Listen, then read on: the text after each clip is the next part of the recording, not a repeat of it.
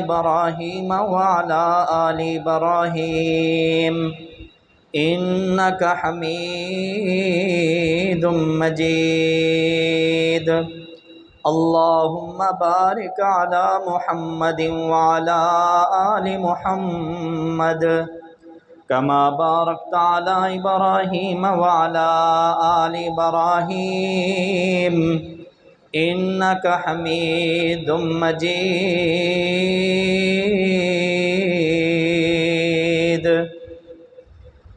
رب اشرح لي صدري ويسر لي أمري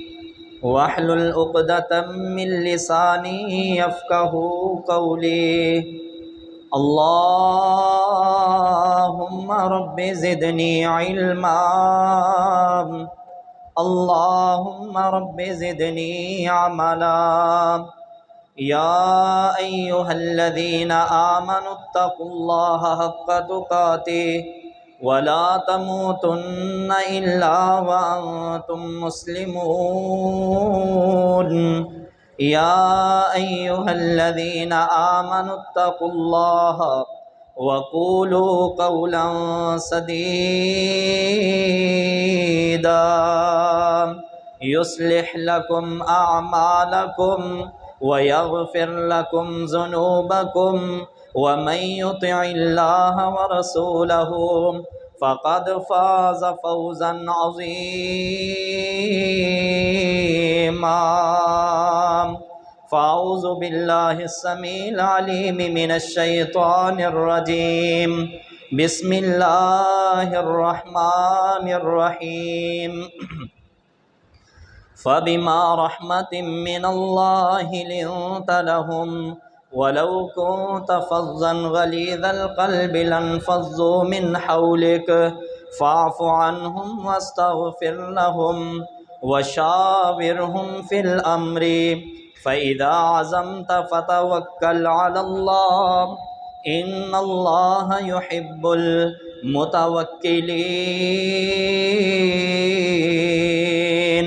وقال الله تعالى في مقام آخر لقد من الله على المؤمنين إذ بعث فيهم رسولا من أنفسهم يتلو عليهم آياته ويزكيهم ويعلمهم الكتاب والحكمة وإن كانوا من قبل لفي ضلال مبين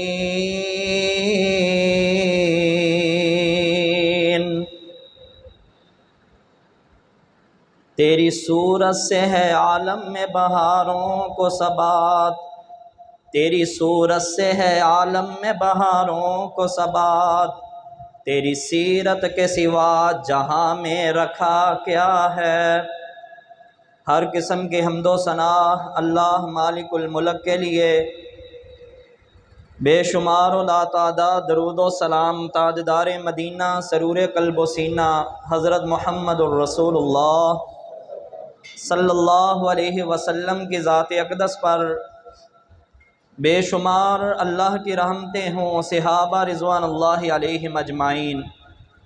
تابعین تبع تابعین محدثین اور بزرگان دین پر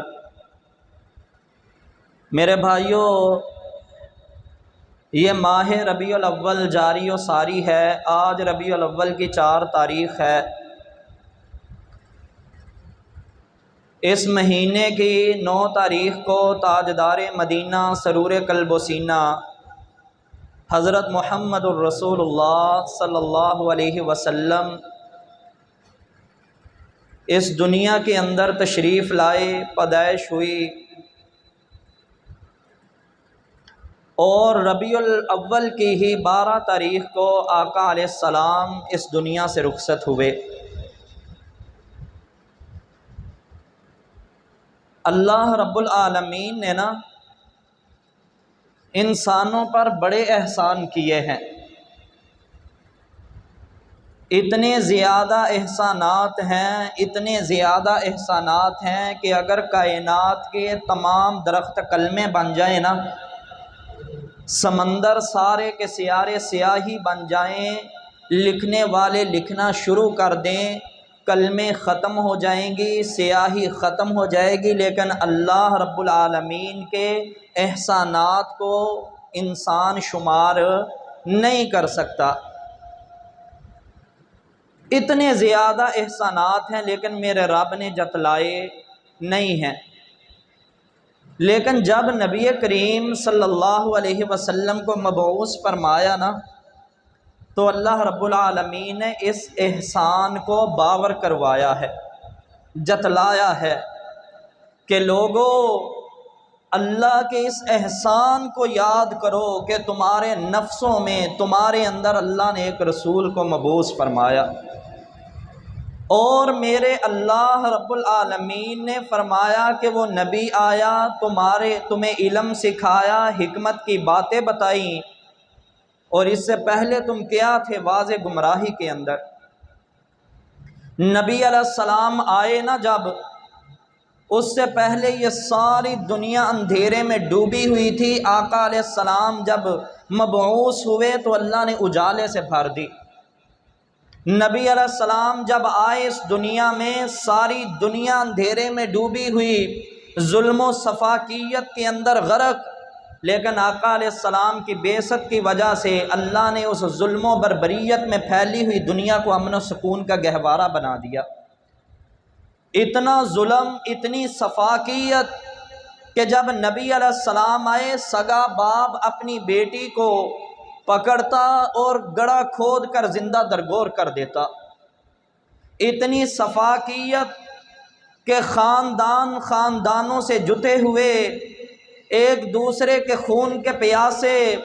صدیوں سے لڑائیاں چلتی آ رہی تھی، خاندانوں کے خاندان تباہ ہو چکے تھے، ڈاکہ زنی، رہ زنی عام ہو چکی تھی، عزتوں کے ساتھ کھلواڑ کیا جا رہا تھا۔ لیکن جب میرے نبی مبعوث ہوئے، 23 سالہ محنت کی، ان 23 سالوں میں جو عزتوں کے لٹیرے تھے وہ عزتوں کے محافظ بن گئے، جو ڈاکو تھے وہ مالوں کے رکھوالے بن گئے، جو ظلم و بربریت کی داستانیں رقم کرنے والے تھے وہ امن و سکون کا درس دینے والے بن گئے، جو چوکوں چراہوں میں کھڑے ہو کر لوگوں کی عزتوں کو دیکھتے تھے وہی منبر و محراب کے وارث بن گئے۔ لوگو یہ ہے لقد من اللہ علی المؤمنین اذ بعث فیہم رسولا منہم۔ اب میرے نبی علیہ السلام اس کائنات میں آئے تو آقا کی صفات بے شمار، یہ بھی ایک مستقل خطبہ ہے کہ نبی علیہ السلام بحیثیت حکمران، یہ بھی ایک مستقل خطبہ ہے کہ نبی علیہ السلام بحیثیت ایک باپ، یہ بھی ایک مستقل خطبہ ہے کہ نبی علیہ السلام بحیثیت ایک بھائی، یہ بھی ایک مستقل خطبہ ہے کہ نبی علیہ السلام بحیثیت ایک شوہر، نبی علیہ السلام بحیثیت باپ، نبی علیہ السلام بحیثیت بیٹا، نبی علیہ السلام بحیثیت غیور شہری، نبی علیہ السلام کے ہر لہجے کے اندر، ہر لمحے کے اندر، ہر رات اور دن کے اندر امت کے لیے اللہ رب العالمین نے درس پنہا کر دیے ہیں۔ لَقَدْ كَانَ لَكُمْ فِي رَسُولِ اللَّهِ أُسْوَةٌ حَسَنَةٌ۔ اللہ فرماتے ہیں اے لوگو، میرے پیارے رسول جناب محمد صلی اللہ علیہ وسلم کی ساری زندگی تمہارے لیے آئیڈیل ہے، نمونہ ہے، اسوہ حسنہ ہے۔ میرے بھائیوں، تو آج میں نے سوچا ہے کہ نبی علیہ السلام کی ولادت ہوئی ہے، آقا علیہ السلام نے 23 سالہ اپنے دور کے اندر اتنے لوگ قریب کیسے کر لیے ہیں۔ آج آپ کے سامنے رکھوں گا نبی علیہ السلام بحیثیت مصلح، آقا علیہ السلام لوگوں کی اصلاح کیسے فرمایا کرتے تھے۔ آج ہم نے دیکھنا ہے کیا ہم بھی لوگوں کی اصلاح ایسے فرماتے ہیں، ہم بھی لوگوں کی اصلاح ایسے کرتے ہیں جیسے نبی علیہ السلام نے فرمائی۔ میرے بھائیوں، غور سے میری باتیں سنیں، ادھر آپ سونے نہیں آئے، غور کریں میری باتوں پر۔ جو بھائی نا یاد رکھیں اس بات کو کہ جمعے کا خطبہ سنتے ہوئے ایک تنکے سے بھی کھیل لینا، تنکا ہاتھ میں لے کر امام کی طرف دیکھ رہا ہے لیکن انگلیوں کو اس طرح گھما رہا ہے تنکے کو انگلیوں میں، نبی علیہ السلام نے فرمایا اس بندے نے بھی لغو کام کیا ہے، اور جس بندے نے لغو کام کیا اللہ اس کے خطبے کے اجر کو ضائع کر دیتے ہیں۔ یہ میں نہیں کہتا، صحیح حدیث ہے۔ تو دیکھیے نا، ہم آپ کے لیے محنت کر کے قرآن و حدیث سے موتیوں کو جمع کر کے آپ کی خدمت میں حاضر ہوتے ہیں، اور آپ آئیں، ٹائم بھی نکالیں، اپنا کاروبار بھی چھوڑیں، گھر بار کو چھوڑ کر آئیں بھی، اور ادھر آ کر آپ کی سمجھ میں بھی کوئی بات نہ آئے تو بجائے الٹا ثواب کے گناہ لے کر جاتے ہیں۔ تو میرے بھائیوں غور کیا کریں، ادھر آپ سونے نہیں آئے، ادھر آپ حشاش بشاش ہو کر میری نظروں میں نظریں ڈال کر پوری توجہ سے جمعہ سنیں۔ جو بندہ جمعہ توجہ سے سن کر جاتا ہے نا، اللہ رب العالمین انعام یہ دیتے ہیں اس بندے کو، نبی علیہ السلام نے فرمایا اللہ 10 دنوں کے اس کے گناہ معاف فرما دیتے ہیں۔ یہ آپ کی توجہ کی ضرورت ہے، پوری توجہ میری طرف کریں۔ آئیے ہم دیکھتے ہیں کہ نبی علیہ السلام لوگوں کی اصلاح کیسے فرماتے تھے۔ ویسے تو میرے نبی علیہ السلام کا ہر لمحہ ہی بڑا شاندار، ہر رات اور دن ہی بڑی پیاری سہانی ہے، امت کے لیے بے شمار اسباق ہیں، لیکن آج کا موضوع جو ہے انشاءاللہ کچھ جمعے نا نبی علیہ السلام کی سیرت کو ہی چلائیں گے، اور نبی علیہ السلام کی سیرت سے ہم اپنے لیے اصلاح کے پہلو ڈھونڈیں گے کہ ہم کیا نبی علیہ السلام کی سیرت کو فالو کر رہے ہیں کہ نہیں۔ ایک دفعہ نا صحیح بخاری کی روایت ہے، نبی علیہ السلام کی سیرت کا جو پہلا جز ہے نا وہ یہ ہے، کسی کی اگر غلطی کو دیکھیں نا، گناہ کو دیکھیں، غلطی کو دیکھیں تو آقا علیہ السلام فوراً اس کی اصلاح فرمایا کرتے تھے۔ کسی مسلمان کے غلطی کو دیکھ کر، گناہ کو دیکھ کر خاموش رہنا، یہ نبی علیہ السلام کی طبیعت نہیں تھی۔ صحیح بخاری کی روایت ہے، آقا علیہ السلام بیٹھے ہوئے، ایک صحابی آیا، نماز پڑھی، نماز پڑھ کے جب وہ جانے لگا نا تو کہتا جاتے جاتے نبی علیہ السلام سے مصافحہ بھی کرتا جاؤں۔ جب مصافحہ کیا نا تو نبی علیہ السلام نے فرمایا ارجع فصلی فإنک لم تصلی، اے صحابی نماز تو نے نہیں پڑھی، نماز دوبارہ پڑھ۔ حالانکہ نماز اس نے پڑھی تھی۔ قربان جائیں صحابہ کے ادب پر بھی، یہ نہیں کہا کہ اللہ کے رسول میں نے تو ابھی پڑھی ہے، فوراً کھڑے ہوئے نماز دوبارہ پڑھنا شروع کر دی۔ پھر آئے نا آقا علیہ السلام نے پھر وہی فرمایا ارجع فصلی فإنک لم تصلی، تو نے نماز نہیں پڑھی، پھر پڑھو۔ پھر پڑھی دوسری مرتبہ، تیسری مرتبہ پھر آئے سلام لینے، نبی علیہ السلام نے پھر فرمایا ارجع فصلی فإنک لم تصلی، اے صحابی تو نے نماز نہیں پڑھی، جاؤ جا کر نماز پڑھو۔ اب یہاں پر رکیں، وہ بھی کاروبار کرتے تھے، ان کے بھی بیوی بچے تھے، وہ بھی شاید اپنی دکان بند کر کے آئے ہوں، وہ بھی شاید کھیتوں کو پانی دیتے ہوئے آئے ہوں، کیوں وہ بھی گھر بار چھوڑ کر آئے تھے۔ 3 مرتبہ نبی علیہ السلام نے فرمایا تو نے نماز نہیں پڑھی، جا کر نماز پڑھو۔ یہ نہیں کہا اللہ کے رسول اتنی مرتبہ پڑھ لی ہے، آپ ابھی بھی فرما رہے ہیں کہ میں نے نماز نہیں پڑھی، بلکہ جب 3 مرتبہ ہوا نا آقا علیہ السلام نے 4تھی مرتبہ فرمایا جاؤ جا کر نماز پڑھو۔ کہنے لگے اللہ کے رسول اللہ کی قسم ہے مجھے اس سے اچھی نماز پڑھنا آتی ہی نہیں ہے، آپ مجھ پر یہ شفقت فرما دیں، مجھے سکھا دیں میں تاکہ اچھی نماز پڑھوں۔ نبی علیہ السلام نے فرمایا اللہ اکبر کہنے سے بھی پہلے نا میرے صحابی تو نے وضو اچھی طرح کرنا ہے۔ آج ہمارے بعض بھائی نا جلدی جلدی آتے ہیں، جماعت کھڑی ہونا بازو اوپر کیے، ویسے ہی ہاتھ دھوئے، اچھی طرح خلال کیا نہیں کیا کوئی پتہ نہیں، کلی کی۔ اور ایک ساتھی کو میں نے دیکھا وہ پانی لے کر ایسے ایسے کر کے نہ چل چہرہ دھویا رہ گیا، نہ میرے بھائیو یہ وضو نہیں ہے۔ جب ناک میں پانی ڈالنا ہے چھنگلی انگلی سے خلال بھی کرنا ہے ناک کا، پھر بائیں ہاتھ سے ناک کو جھاڑنا بھی ہے، یہ نہیں 3 مرتبہ ایسے ایسے کیا اور چل بھائی چہرہ دھویا۔ پھر بعض بھائی جن کی طبیعت حساس ہے نا جب چہرہ دھوتے ہیں یہاں پر بھی غلطی، چہرہ جب دھوتے ہیں 3 مرتبہ تو چہرے پر پانی ڈالا، پھر ایک چلو لے کر داڑھی کے اس طرف داخل کرتے ہیں، ایک لے کر داڑھی کے اس طرف داخل کر کے اچھی طرح ملتے ہیں، تیسرا لے کر اس طرح کرتے ہیں، تھوڑی کے اندر داخل کرتے ہو۔ میرے بھائیوں یہ نبی علیہ السلام کا وضو نہیں ہے، سیکھا کریں ایسی چیزیں۔ آقا علیہ السلام نے 3 مرتبہ چہرہ دھو کر نا ایک چلو پانی کا لیا، داڑھی کے اندر داخل کر کے بس یہاں پر خلال کر دیا، فرمایا یہ ہے جبریل نے جس وضو کا مجھے حکم دیا ہے۔ تو اسی طرح پھر آگے مسح جب کرتے ہیں، مسح پہ پھر غلطی، مسح جب کرتے ہیں نا، مسح کرتے ہوئے بعض بھائی جب مسح کرتے ہیں نا، میری طرف دیکھیں سارے بھائی، مسح کرتے ہوئے جب کانوں کا خلال کر کے نا تو پھر فوراً ہاتھ گیلے کر کے یوں گردن کا مسح کرتے ہیں۔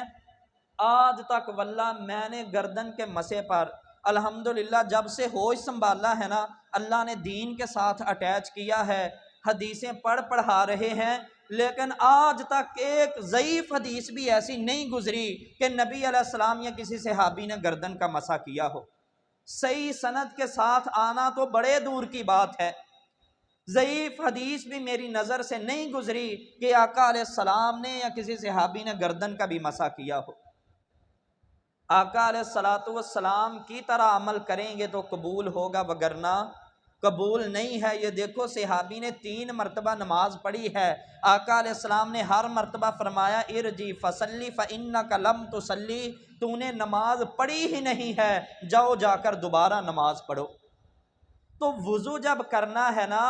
تو آتے ہی بسم اللہ پڑھ کر وضو شروع کریں، بالکل سکون کے ساتھ ہاتھ دھوئیں، پھر انگلیوں کا خلال کریں، پھر کلی کریں، ناک میں پانی 1 مرتبہ ڈال کر انگلی سے چھنگلی انگلی سے خلال کریں،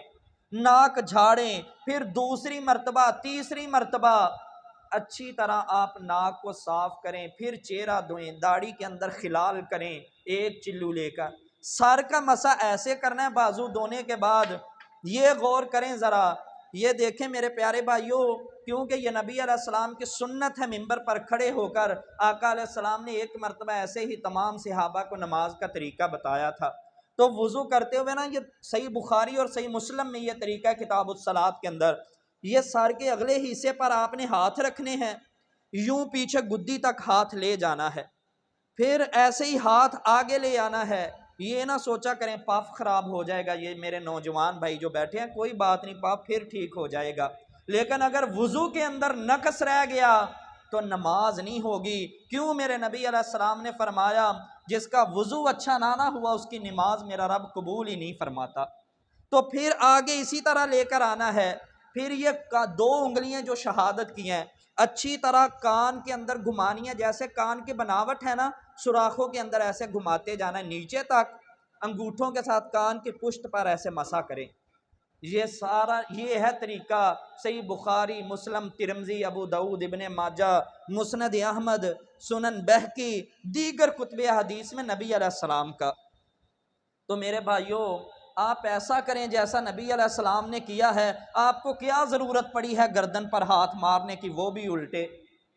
تو یہ طریقہ نبی علیہ السلام کا نہیں ہے۔ تو آئیے میں جو حدیث سنا رہا تھا، نبی علیہ السلام نا پہلے نمبر پر غلطی پر، گناہ پر اصلاح فوراً فرما دیا کرتے تھے۔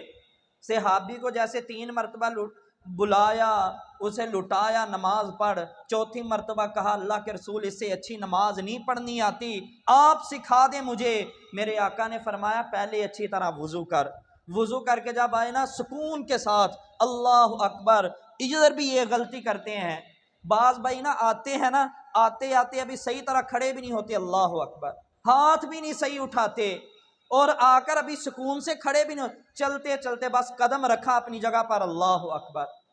یہ طریقہ بھی نبی علیہ السلام کا نہیں ہے۔ میرے نبی نے سکون دیا ہے، آ کر اچھی طرح کھڑے ہونا ہے، کپڑوں کو اچھی طرح پہلے درست کر لیں، یہ نہیں اللہ اکبر کر کے پھر آپ کپڑوں کو درست کر رہے ہیں، بالوں کو درست کر رہے ہیں، نہیں میرے بھائیوں، اللہ اکبر سکون کے ساتھ کر کے ہاتھ باندھیں۔ نبی علیہ السلام نے فرمایا جتنا تجھے قرآن یاد ہے نا، جتنا اس میں سے آسانی سے پڑھ سکتا ہے پھر وہ پڑھ، جب رکوع کرے تو پھر اللہ اکبر سکون کے ساتھ کہہ کر رکوع میں جانا ہے، اور رکوع ایسے اطمینان سے کرنا ہے کہ اس میں جلدی نہ ہو، پورے اطمینان سے رکوع میں جا کر تیرے سارے جوڑ ہڈیاں اپنی اپنی جگہ پر سکون سے آ جائیں، پھر تو نے وہ جو دعائیں ہیں رکوع کی آپ پڑھتے رہیں، جب سکون آ جائے نا کھڑے ہوں سمیع اللہ لمن حمیدہ، اطمینان سے، یہ نہیں کہ ابھی کمر سیدھی نہیں ہوئی چل سجدے میں، ایسا نہیں کرنا، ایسی نماز میرا رب قبول نہیں فرماتا۔ پھر سکون سے کھڑے ہو جائیں، قومے سے فارغ ہوئے سجدے میں جائیں، سجدوں کے اندر اطمینان ہو، ایک سجدہ کریں اطمینان سے بیٹھ جائیں، زیادہ نہیں نا دعائیں آتی، یہ پڑھ لیا کریں۔ صحیح بخاری کی روایت ہے، نبی علیہ السلام سے صحیح سند سے ثابت ہے، آقا علیہ الصلوۃ والسلام نے تعلیم یہ فرمائی ہے، زیادہ نہیں تو 2 مرتبہ رب اغفر لی، رب اغفر لی۔ اب سجدہ کر کے آپ اٹھے ہیں، مجھے بتائیں جب بیٹھیں گے نا سکون سے، رب اغفر لی، اللہ مجھے معاف کر دے، یہ کہتے ہوئے گناہوں کی ایک جو لمبی لسٹ ہے ہمارے پیچھے، جب ہم اس پر نظر دوڑائیں گے نا تو دوسرے سجدے کی لذت ہی اپنی ہوگی۔ گناہ سے معافی مانگ کر اللہ مجھے معاف کر دے، میں نے یہ بھی گناہ کیا ہے، یہ بھی کیا ہے، یہ بھی کیا ہے، وہ گناہ سوچ سوچ کر پورے اطمینان سے رب اغفر لی کم از کم 2 مرتبہ، زیادہ بشکہ 20 مرتبہ پڑھ لیں، پڑھ کے پھر جب سجدے میں جائیں تو اللہ کی حمد و ثنا بیان کریں، ساتھ آپ کے گناہوں کا تصور ذہن میں ہو، یہ خیال ہو کہ میں اپنے رب کے قدموں میں سجدے میں پڑا ہوا ہوں، وہ رب میرے سامنے ہے۔ میرے بھائی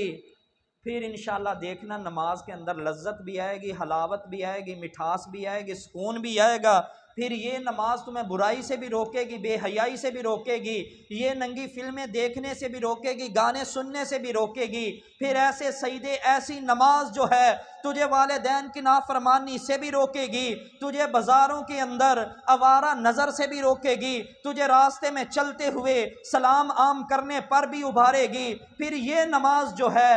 آہستہ آہستہ تجھے اللہ کا ایسا مقرب بندہ بنا دے گی کہ جب اللہ کی اطاعت نہ ہوگی تو تیرا دل بے چین ہو جائے گا، آنکھوں میں آنسو جاری ہو جائیں گے، اذان ہوگی پھر تو دکان بازار کے اندر تیرا دل نہیں لگے گا، فوراً ہر چیز چھوڑ کر تو مسجد میں آ جایا کرے گا۔ تو پہلا نبی علیہ السلام کا طریقہ یہ ہے، کسی کی غلطی دیکھتے فوراً اصلاح فرما دیتے، صحابہ کو بھی یہی تعلیم ارشاد فرمائی۔ صحیح بخاری کی دوسری روایت، سیدنا حذیفہ جو رازدان رسول ہیں صلی اللہ علیہ وسلم، ایک دفعہ وہ بیٹھے ہیں، ایک ساتھی نے آ کر نماز پڑھی، بلایا اسے، فرمایا کہ اے میرے بھائی کتنی دیر سے یہ نماز پڑھ رہے ہو؟ تو وہ کہنے لگا 40 سنہ، 40 سالوں سے میں یہ نماز پڑھ رہا ہوں۔ تو سیدنا حذیفہ نے فرمایا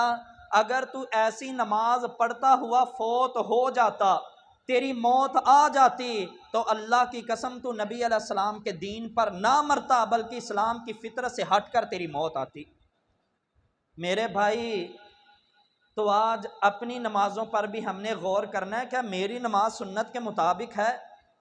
میرا رکوع، سجدہ، قیام، میرا تشہد، میرا جلسہ استراحت کرنا، میرا قومہ کرنا، کیا یہ ساری نماز میں ہے میری چیزیں؟ نہیں ہے تو غور کریں، کوئی حدیث کی کتاب لے لیں، کتاب الصلاۃ اس میں پڑھیں، خاص صحیح بخاری یا صحیح مسلم لے لیں، جیسے جیسے نبی علیہ السلام نے نماز پڑھی ہے نا ویسے ویسے پڑھتے چلے جائیں، انشاءاللہ آپ کی زندگی کے اندر سکون آتا چلا جائے گا۔ تو صحابی نے فرمایا اگر ایسے تیری موت آتی تو فطرت اسلام پر نہ مرتا بلکہ کسی اور دین پر تیری موت آتی۔ اس صحابی نے بھی ویسے ہی سکھائی نماز جیسے نبی علیہ السلام نے اس صحابی کو سکھائی تھی۔ تو میرے بھائیوں دوسرے نمبر پر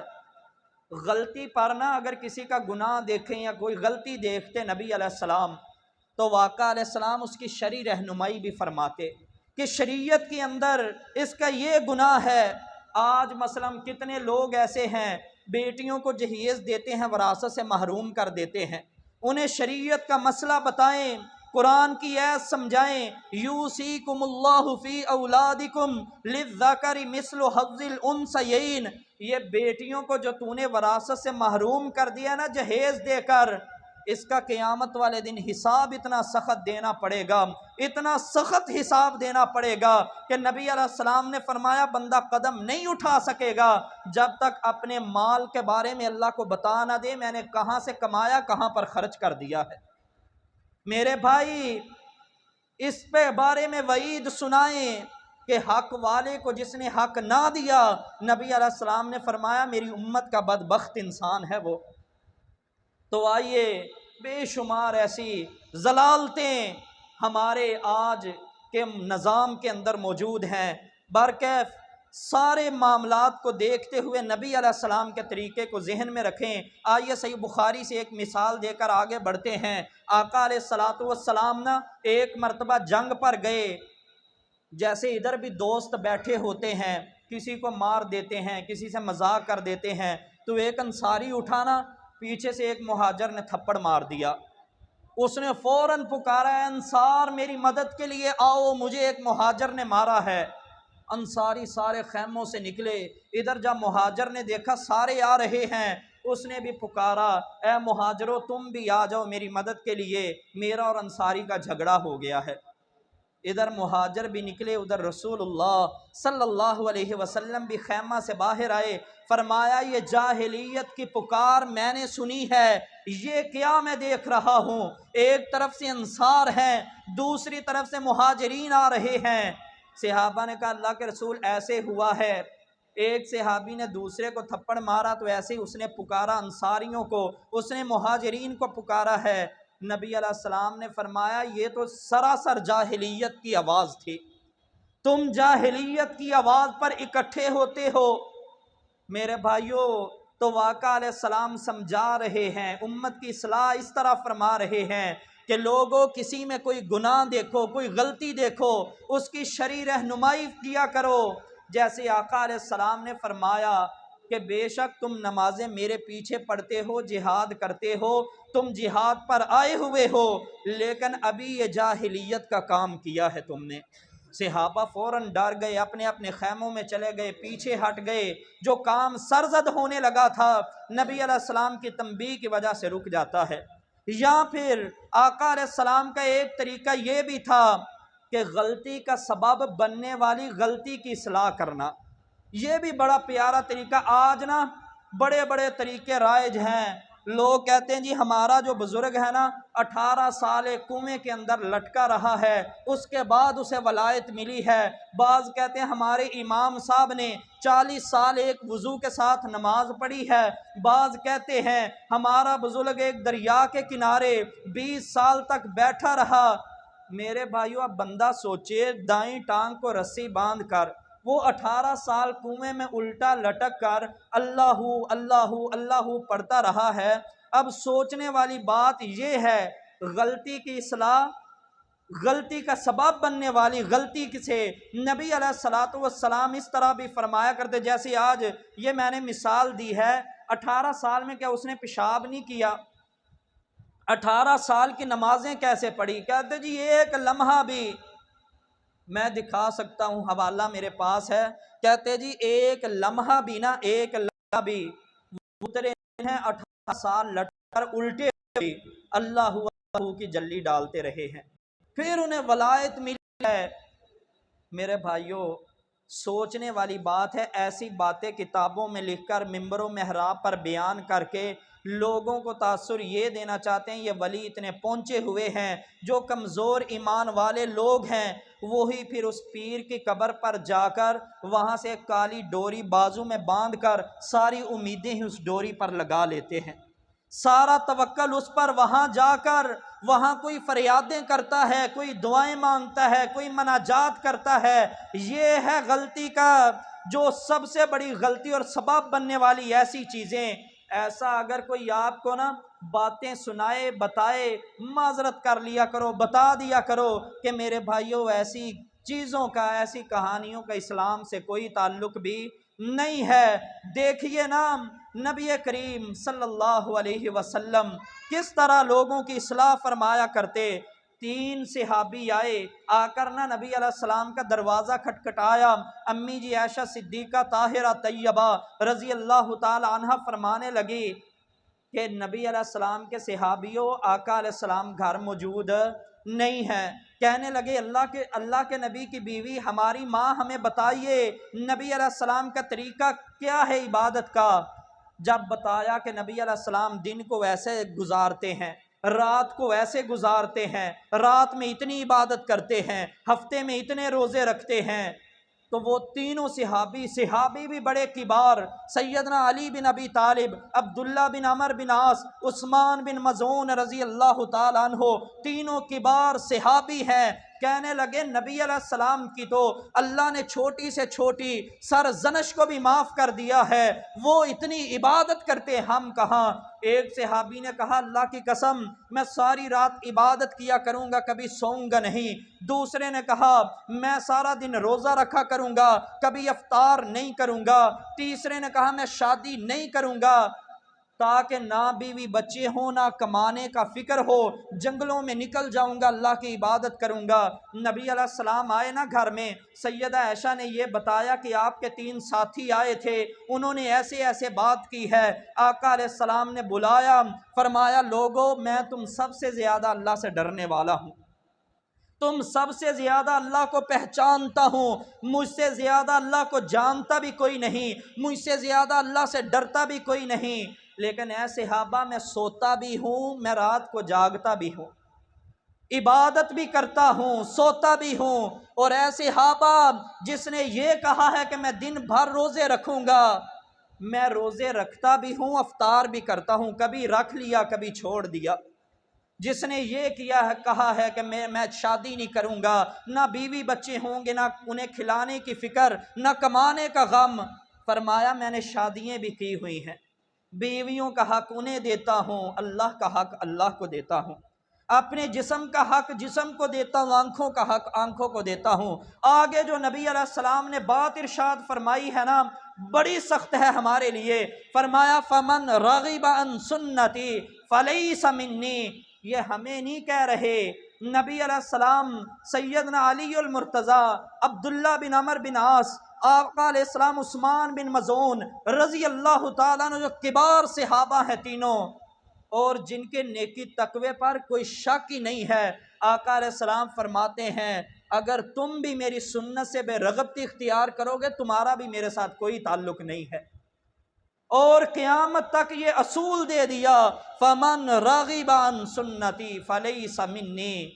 کہ جو میری سنت سے بے رغبتی اختیار کرے گا محمد سے اس کا کوئی تعلق نہیں ہے صلی اللہ علیہ وسلم۔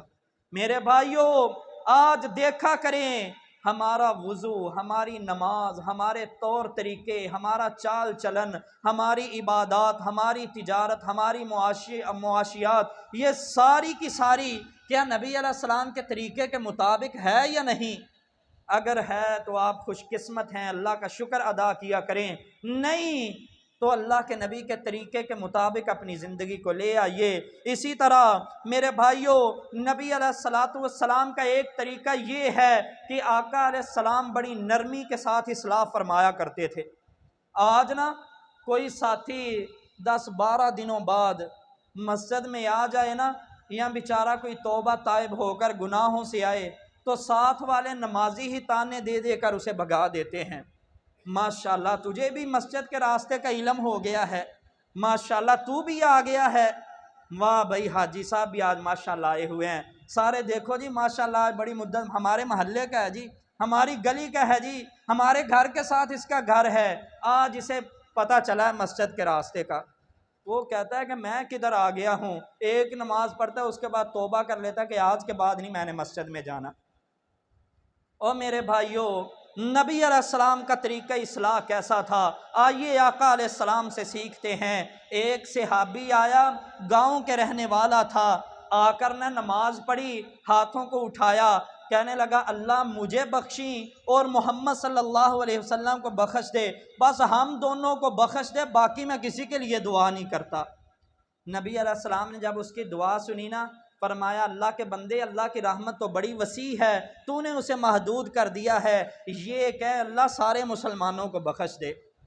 اچھا اس نے دعا تو مانگ لی، نبی علیہ السلام نے بتایا، پھر کھڑا ہوا، اب صحابہ بھی بیٹھے ہیں، نبی علیہ السلام بھی تشریف فرما ہیں، مسجد کے ایک کونے میں کھڑا ہو کر پیشاب کرنا شروع کر دیا۔ حدیث کے الفاظ ہیں، بعض صحابہ دوڑے اسے مارنے کے لیے، بعض نے ڈانٹنا شروع کر دیا، بعض صحابہ نے برا بلا کہنا شروع کر دیا۔ جب اسے مارنے کے لیے دوڑے نا، تو نبی علیہ الصلوۃ والسلام نے فرمایا لوگو رک جاؤ، رک جاؤ، اسے پیشاب کرنے دو۔ جب پیشاب کر لیا نا تو آقا علیہ السلام پھر خود اٹھے، خود اس کے پاس گئے۔ ایک صحابی جو مارنے کے لیے سب سے تیزی سے گیا تھا نا، فرمایا جا تو پانی کا ایک ڈول لے کر آ، جہاں اس نے پیشاب کیا یہاں پر بہا دے۔ اور اس سے فرمایا یہ مسجدیں جو ہیں نا، یہ اللہ کے ذکر کے لیے، قرآن پڑھنے کے لیے، نماز پڑھنے کے لیے بنائی گئی ہیں، گندگی پھیلانے کے لیے نہیں۔ وہ صحابی نا جامع الترمذی، یہ روایت صحیح بخاری مسلم کی ہے، لیکن یہ اس کے الفاظ جامع الترمذی کے اندر آئے ہیں۔ وہ کہتے ہیں کہ اللہ کی قسم، اتنے پیار سے نبی علیہ السلام نے میری تربیت فرمائی ہے، اتنی شفقت سے مجھے سمجھایا ہے کہ میں قربان جاؤں اپنے نبی پر، میری ایسی اصلاح فرما دی ہے کہ اس کے بعد میں نے کبھی ایسی غلطی نہیں کی۔ لوگ مارنے کے لیے دوڑے، آقا نے انہیں روک بھی دیا، اس نے پیشاب بھی تسلی سے کیا، پھر پانی فرمایا بہا دو، پھر فرمایا اللہ کے بندے یہ مسجدیں قرآن کے لیے، ذکر کے لیے، نماز کے لیے، ان کے لیے بنی ہیں، نہ کہ یہ مسجدیں گندگی پھیلانے کے لیے۔ وہ صحابی ساری زندگی نبی علیہ السلام کو یاد فرماتا رہا کہ میں قربان جاؤں، میرے نبی کے اتنا اعلیٰ اخلاق ہے۔ میرے بھائیو، فَبِمَا رَحْمَةٍ مِّنَ اللَّهِ لِنْتَ لَهُمْ وَلَوْ كُنْتَ فَظًّا غَلِيظَ الْقَلْبِ۔ اللہ فرماتے ہیں محمد صلی اللہ علیہ وسلم، یہ تیری نرمی کا نتیجہ ہے، تیری اعلیٰ ظرفی کا نتیجہ ہے، تیرے اعلیٰ اخلاق کا نتیجہ ہے کہ لوگ تیرے دائیں بائیں جمع ہوئے بیٹھے ہیں۔ اے نبی صلی اللہ علیہ وسلم، اگر تیری زبان میں سختی ہوتی، اگر تیرا دل سخت ہوتا، یہ سارے تجھ سے دور چلے جاتے۔ اور ساتھ ہی نبی علیہ السلام کو تنبیہ فرمائی، فرمایا ان سے غلطی ہو جائے انہیں معاف کر دیا کر، فاعف عنہم واستغفر لہم، گناہ ہو جائے ان کے لیے استغفار کیا کر، اور اے نبی ان سے مشورہ بھی کیا کر، اور اگر کسی کام کا تو پختہ ارادہ کر لے تو فتوکل علی اللہ، پھر اللہ پر توکل کرتے ہوئے کر گزر، بے شک اللہ توکل کرنے والوں سے محبت فرماتا ہے۔ میرے بھائی، نبی علیہ السلام کی نرمی۔ دوسری مثال، آقا علیہ السلام ایک مرتبہ مسجد میں آئے نا، تو آقا علیہ السلام نے دیکھا ایک صحابی ہے، کہہ رہا ہے اللہ کے رسول میں تباہ و برباد ہو گیا۔ نبی علیہ السلام نے فرمایا تجھے کیا ہوا؟ کہنے لگا میں نے روزہ رکھا تھا، رمضان کا مہینہ تھا نا، تو روزے کی حالت میں نے بیوی سے جمع کر لیا ہے، میں تو تباہ و برباد ہو گیا۔ نبی علیہ السلام نے فرمایا غلام آزاد کر دے۔ کہنے لگا اللہ کے رسول بڑا کمزور ہوں، غلام نہیں ہے میرے پاس، غریب آدمی ہوں۔ آقا علیہ السلام نے فرمایا پھر 2 مہینوں کے روزے رکھ۔ کہنے لگا اللہ کے رسول 1 مہینے کے روزے تو برداشت نہیں ہوئے، 2 کے کیسے رکھوں گا مسلسل؟ نبی علیہ السلام نے فرمایا اچھا پھر 60 مسکینوں کو کھانا کھلا۔ کہنے لگا اللہ کے رسول سب سے بڑا مسکین میں ہی ہوں، مجھ سے بڑا مسکین بھی کوئی نہیں۔ آقا علیہ السلام خاموش ہو گئے، قربان جاؤں ڈانٹا نہیں، مارا نہیں، کوئی ایسی سخت بات نہیں کی جس سے اس کے دل کو ٹھیس پہنچے۔ آقا علیہ السلام نے نماز کا وقت ہوا، نماز پڑھائی۔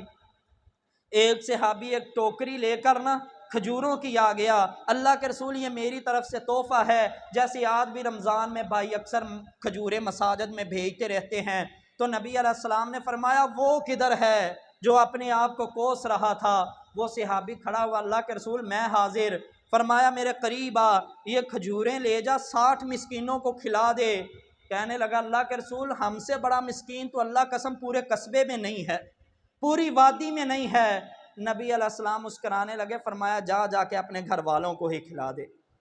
اتنی زیادہ نرمی، اتنی زیادہ شفقت میرے آقا علیہ السلام کی کہ انک لعلی خلق عظیم۔ اللہ فرماتے ہیں نبی ہم نے آپ کو بلند اخلاق پر فائز فرمایا ہے۔ میرے بھائیوں، اسی طرح آقا علیہ السلام غلطی کا نقصان بھی بتایا کرتے تھے، جیسا کہ سنن بہقی کے اندر روایت ہے، میرے نبی علیہ السلام نے فرمایا لوگو جب نماز کے لیے صفیں بناؤ نا پاؤں سے پاؤں ملا لیا کرو۔ فرمایا وگرنہ اللہ تمہارے چہروں کو ایک دوسرے کے خلاف کر دے گا۔ اب چہروں کو خلاف کیسے کرے گا؟ نفرت آ جائے گی ایک دوسرے کے دل میں، جیسا کہ دوسری حدیث میں الفاظ ہیں واضح کہ نبی علیہ السلام نے فرمایا اگر تم اپنی صفیں نینا درست کرو گے، اگر تم قدم سے قدم نہیں ملاؤ گے تو اللہ تمہارے دلوں کے اندر دوری ڈال دے گا، دل ایک دوسرے سے دور ہو جائیں گے۔ آج دیکھ لو امت ایک دوسرے سے دور ہے، کیوں؟ ہم نے سنتوں پر عمل کرنا چھوڑ دیا ہے۔ صحیح حدیث ہے۔ تو میرے بھائیوں، نبی علیہ السلام نے یہاں پر نقصان بتایا ہے اس گناہ کا کہ اگر تم یہ کام نہیں کرو گے تمہارے دلوں میں نفرت آ جائے گی، یہ کام نہیں کرو گے تمہارے چہروں میں ایک دوسرے کے خلاف نفرتیں آ جائیں گی۔ تو میرے بھائیوں، یہ ہے دوسری حدیث میں پھر فائدہ بتایا کہ لوگوں پاؤں سے پاؤں ملاؤ، یہ ملانے سے اللہ تمہارے دلوں کو ملا دے گا۔ تو اگر کوئی گناہ کر رہا ہے، کوئی غلطی کر رہا